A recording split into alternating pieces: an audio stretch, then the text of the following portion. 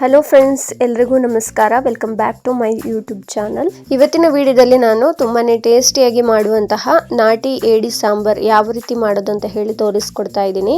ಬನ್ನಿ ಹಾಗಾದ್ರೆ ಈ ರುಚಿಯಾದ ಏಡಿ ಸಾಂಬಾರ್ ಮಾಡೋದಕ್ಕೆ ಏನೇನು ಇಂಗ್ರೀಡಿಯೆಂಟ್ಸ್ ಬೇಕು ಅಂತ ಹೇಳಿ ಒಂದ್ಸಲ ನೋಡ್ಕೊಂಡು ಬರೋಣ. ಮೊದಲಿಗೆ ಒಂದು ಪ್ಲೇಟಲ್ಲಿ ನಾನು ಸ್ವಲ್ಪ ಕೊತ್ತಂಬರಿ ಸೊಪ್ಪು ಹಾಗೆ ಸ್ವಲ್ಪ ಕರಿಬೇವು ಸೊಪ್ಪು ತಗೊಂಡಿದ್ದೀನಿ. ಹಾಗೆ ಒಂದೇ ಒಂದು ಸಣ್ಣದು ಚಕ್ಕೆ, 3 ಲವಂಗ, 2 ಸ್ಪೂನ್ ಅಷ್ಟು ಸಾಂಬಾರ್ ಪೌಡರ್, ಹಾಗೆ 1 ಸ್ಪೂನ್ ಅಷ್ಟು ಗರಂ ಮಸಾಲಾನ ತಗೊಂಡಿದ್ದೀನಿ. 3 ಪೀಸ್ ಅಷ್ಟು ಶುಂಠಿ, ಹಾಗೆ 1 ಇಡೀ ಬೆಳ್ಳುಳ್ಳಿನ ಬಿಡಿಸಿ ತಗೊಂಡಿದ್ದೀನಿ. ಮೀಡಿಯಂ ಸೈಜ್ ಈರುಳ್ಳಿನ ದೊಡ್ಡದಾಗಿ ಕಟ್ ಮಾಡ್ಕೊಂಡಿದ್ದೀನಿ ಫ್ರೈ ಮಾಡಿ ಗ್ರೈಂಡ್ ಮಾಡ್ಕೊಳ್ಳೋದಕ್ಕೆ. ಹಾಗೆ ಇನ್ನೊಂದು ಮೀಡಿಯಂ ಸೈಜ್ ಈರುಳ್ಳಿನ ಸ್ಲೈಸ್ ಆಗಿ ಕಟ್ ಮಾಡ್ಕೊಂಡಿದ್ದೀನಿ ಒಗ್ಗರಣೆಗೆ. ಸುಮಾರು 3/4 kg ಅಷ್ಟು ನಾಟಿ ಏಡಿಯನ್ನ ಚೆನ್ನಾಗಿ ಉಪ್ಪು ಮತ್ತೆ ಅರಿಶಿನ ಪೌಡರ್ ಹಾಕಿ ಬೇಯಿಸ್ಕೊಂಡು ತಗೊಂಡಿದ್ದೀನಿ.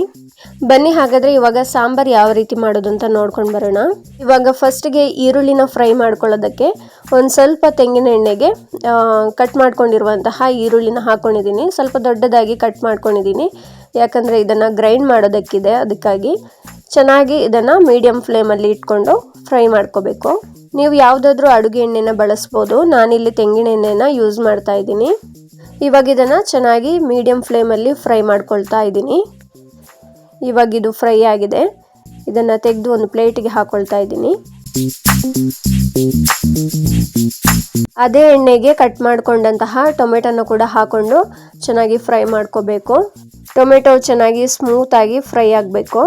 ಟೊಮೆಟೊ ಸ್ಮೂತಾಗಿ ಫ್ರೈ ಆಗೋ ಟೈಮಲ್ಲಿ ಇದಕ್ಕೆ ಆವಾಗಲೇ ತುರಿದಿಟ್ಕೊಂಡಿರುವಂತಹ ತೆಂಗಿನ ತುರಿಯನ್ನು ಹಾಕೊಳ್ತಾ ಇದ್ದೀನಿ. ಇದನ್ನು ಹಾಕೊಂಡ್ಮೇಲೆ ಎರಡನ್ನು ಕೂಡ ಚೆನ್ನಾಗಿ ಫ್ರೈ ಮಾಡ್ಕೊಳ್ತಾ ಇದ್ದೀನಿ. ಸ್ವಲ್ಪ ಹೊತ್ತು ಎರಡನ್ನು ಕೂಡ ಮೀಡಿಯಂ ಫ್ಲೇಮಲ್ಲಿ ಫ್ರೈ ಮಾಡ್ಕೋಬೇಕು. ಇದು ಇವಾಗ ರೆಡಿ ಆಗಿದೆ. ಇದನ್ನು ತಣ್ಣಗಾಗಕ್ಕೆ ಬಿಡೋಣ.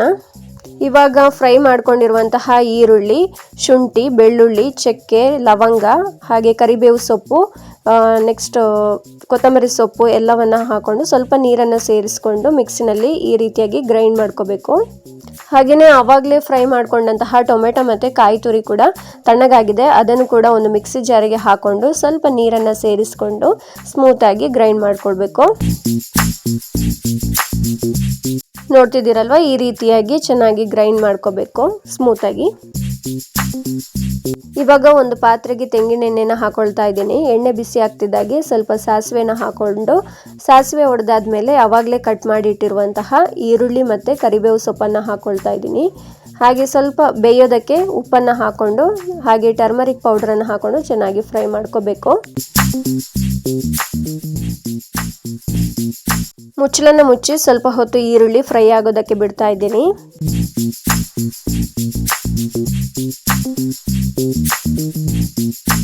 ಇವಾಗ ಇದಕ್ಕೆ 3/4 kg ಅಷ್ಟು ಆವಾಗಲೇ ಬೇಯಿಸಿಟ್ಟಿರುವಂತಹ ಏಡಿಯನ್ನು ಹಾಕೊಳ್ತಾ ಇದ್ದೀನಿ.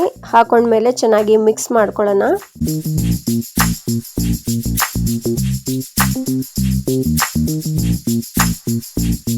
ಏಡಿನ ಹಾಕೊಂಡ್ಮೇಲೆ ಈ ರೀತಿಯಾಗಿ ಚೆನ್ನಾಗಿ ಮಿಕ್ಸ್ ಮಾಡ್ಕೊಳ್ಬೇಕು ಒಂದ್ಸಲ. ಇವಾಗ ಇದಕ್ಕೆ ಅರಿಶಿನ ಪೌಡ್ರನ್ನು ಇನ್ನೊಂದು ಸ್ವಲ್ಪ ಹಾಕೊಳ್ತಾ ಇದ್ದೀನಿ. ರುಚಿಗೆ ತಕ್ಕಷ್ಟು ಉಪ್ಪನ್ನು ಕೂಡ ಸೇರಿಸ್ಕೋಬೇಕು. ಉಪ್ಪನ್ನು ನೋಡ್ಕೊಂಡು ಹಾಕೊಳ್ಬೇಕು, ಯಾಕಂದರೆ ನಾನು ಆವಾಗಲೇ ಬೇಯಿಸಿಟ್ಟಿರುವಂತಹ ಏಡಿಗೂ ಕೂಡ ಉಪ್ಪನ್ನು ಸೇರಿಸ್ಕೊಂಡಿದ್ದೆ. ಇವಾಗ 2 ಸ್ಪೂನ್ ಅಷ್ಟು ಸಾಂಬಾರ್ ಪೌಡ್ರನ್ನು ಹಾಕೊಳ್ತಾ ಇದ್ದೀನಿ. ಹಾಗೆ 1 ಸ್ಪೂನ್ ಅಷ್ಟು ಗರಂ ಮಸಾಲಾನ ಕೂಡ ಹಾಕೊಳ್ತಾ ಇದ್ದೀನಿ. ಮಿಕ್ಸ್ ಮಾಡ್ಕೊಳ್ಳೋಣ ಒಂದ್ಸಲ. ಅರ್ಧ ಸ್ಪೂನ್ ಅಷ್ಟು ಕೊತ್ತಂಬರಿ ಪೌಡ್ರ್, ಹಾಗೆ 1.5 ಸ್ಪೂನ್ ಅಷ್ಟು ಖಾರ ಪೌಡ್ರನ್ನು ಹಾಕೊಳ್ತಾ ಇದ್ದೀನಿ. ನಿಮ್ಮ ಖಾರಕ್ಕೆ ಅನುಗುಣವಾಗಿ ನೀವು ಚಿಲ್ಲಿ ಪೌಡ್ರನ್ನು ಸೇರಿಸ್ಕೋಬೇಕು. ಇವಾಗ ಹಾಗೆ ಇದಕ್ಕೆ ಒಂದು 1/4 ಸ್ಪೂನ್ ಅಷ್ಟು ಜೀರಿಗೆ ಪೌಡ್ರನ್ನು ಕೂಡ ಸೇರಿಸ್ಕೊಂಡಿದ್ದೀನಿ. ಎಲ್ಲ ಪೌಡ್ರನ್ನು ಹಾಕೊಂಡ್ಮೇಲೆ ಈ ರೀತಿಯಾಗಿ ಚೆನ್ನಾಗಿ ಒಂದ್ಸಲ ಮಿಕ್ಸ್ ಮಾಡಿಕೊಂಡು ಆವಾಗಲೇ ಗ್ರೈಂಡ್ ಮಾಡಿಕೊಂಡಿರುವಂತಹ ಮಸಾಲಾನ ಸೇರಿಸ್ಕೊಂಡು ಒಂದ್ಸಲ ಮಿಕ್ಸ್ ಮಾಡ್ಕೊಳ್ತಾ ಇದ್ದೀನಿ. ಹಾಗೆಯೇ ಮೊದಲೇ ಗ್ರೈಂಡ್ ಮಾಡಿಟ್ಟಿರುವಂತಹ ಕಾಯಿ ತುರಿ ಮತ್ತು ಟೊಮೆಟೊ ಮಸಾಲವನ್ನು ಕೂಡ ಇವಾಗ ಸೇರಿಸ್ಕೊಳ್ತಾ ಇದ್ದೀನಿ. ಹಾಗೆ ಅಗತ್ಯಕ್ಕೆ ಬೇಕಾದಷ್ಟು ನೀರನ್ನು ಕೂಡ ಹಾಕೊಂಡು ಚೆನ್ನಾಗಿ ಒಂದ್ಸಲ ಮಿಕ್ಸ್ ಮಾಡ್ಕೊಳ್ಬೇಕು. ಹಾಗೆಯೇ ಇದಕ್ಕೆ ನೀರಲ್ಲಿ ನೆನೆಸಿಟ್ಟಿರುವಂತಹ ಹುಣಸೆ ಹುಳಿನ ನೋಡ್ಕೊಂಡು ಹಾಕೊಳ್ಳಿ. ರುಚಿಗೆ ತಕ್ಕಷ್ಟು ಉಪ್ಪನ್ನು ಸೇರಿಸ್ಕೊಂಡು ಎಲ್ಲನ ಮಿಕ್ಸ್ ಮಾಡಿಕೊಂಡು ಮೀಡಿಯಂ ಫ್ಲೇಮಲ್ಲಿ ಚೆನ್ನಾಗಿ ಇದನ್ನು ಕುದಿಸ್ಕೊಳ್ಬೇಕು. ಉಪ್ಪು ಮತ್ತು ಹುಳಿನ ನೋಡಿಕೊಂಡು ಸೇರಿಸ್ಕೊಂಡು ಇದನ್ನು ಚೆನ್ನಾಗಿ ಕುದಿಸ್ಕೊಂಡ್ರೆ ಈ ರುಚಿಯಾದ ಏಡಿ ಸಾಂಬಾರ್ ರೆಡಿ ಆಗುತ್ತೆ. ತುಂಬಾ ಚೆನ್ನಾಗಿರುತ್ತೆ. ನೀವು ಒಂದ್ಸಲ ಮನೆಯಲ್ಲಿ ಟ್ರೈ ಮಾಡಿ ನೋಡಿ. ಹಾಗೆಯೇ ಆರೋಗ್ಯ ದೃಷ್ಟಿಯಿಂದ ಕೂಡ ಈ ಏಡಿ ತಿಂದರೆ ತುಂಬಾ ಒಳ್ಳೆಯದು. ಏಡಿಯಲ್ಲಿರುವ ಪ್ರೋಟೀನ್ ಕೂಡ ನಮ್ಮ ಆರೋಗ್ಯಕ್ಕೆ ಒಳ್ಳೆಯ ಶಕ್ತಿಯನ್ನು ಕೊಡುತ್ತೆ. ಹಾಗೆ ಮೂಳೆಗಳೆಲ್ಲ ಸ್ಟ್ರಾಂಗ್ ಆಗೋದಕ್ಕೆ ಹೆಲ್ಪ್ ಮಾಡುತ್ತೆ. ಶೀತ, ಕೆಮ್ಮು, ಕಫಕ್ಕೂ ಕೂಡ ತುಂಬ ಒಳ್ಳೆಯದು.